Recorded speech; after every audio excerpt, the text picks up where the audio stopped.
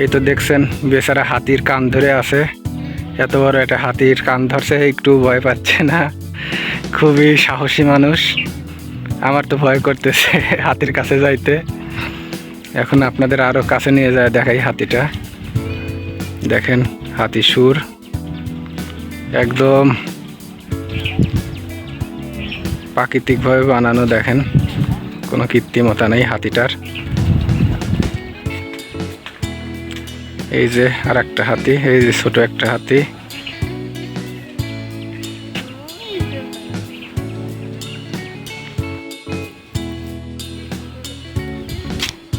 এই যে রাইড, সবগুলা রাইড এখানে শিশুদের জন্য।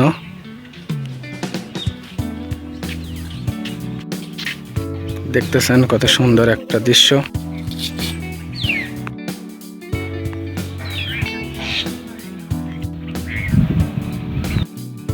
এই যে দেখতেছেন স্বপ্নের রাজকুমারী বসে আছে কবুতরের মতো উড়ে যাইতে। এই যে দেখেন পরীর মতো উড়ে যাইতে চাচ্ছে, তার উড়ে যাওয়ার খুব ইচ্ছা হচ্ছে,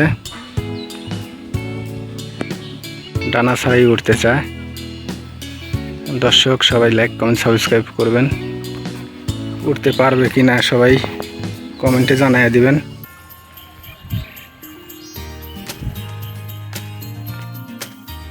মেঘের রাজ্যে চলে আসলাম, দেখতেই পাচ্ছেন। আজকে ঘুরে ঘুরে এ পাশ থেকে ও পাশ সব পাশেই দেখাবো। এই যে দেখতেছেন লাভ চত্বর, ভালোবাসা চত্বর। এখান থেকে চারপাশটা খুবই সুন্দর দেখা যায়।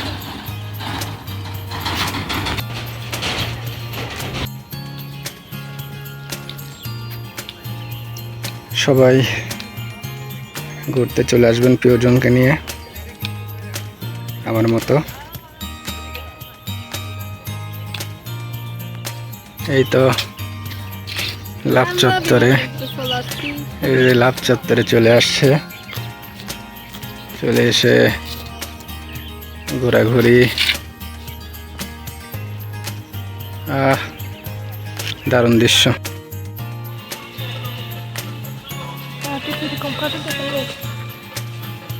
সুন্দর আছে তো।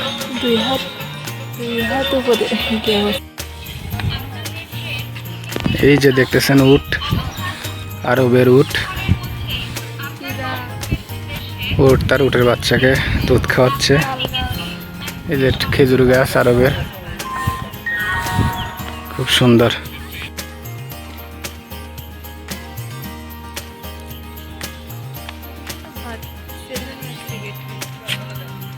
দেখতেই পাচ্ছেন বিশাল একটা ডাইনোসর। এদিকে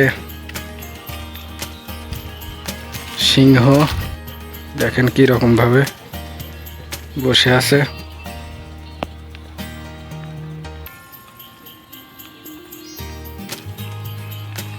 ভয়ঙ্কর একটা পোজ দিয়ে সিংহ দাঁড়ায় আছে।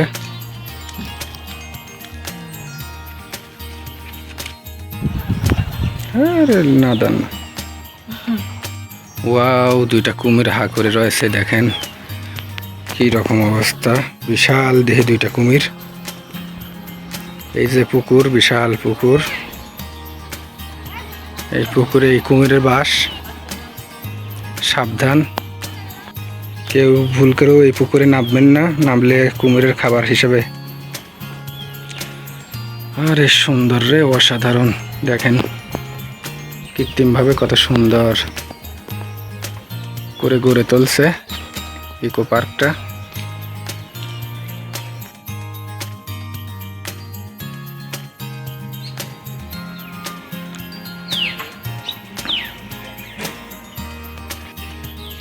এই যে নাগরদোলা, এখানে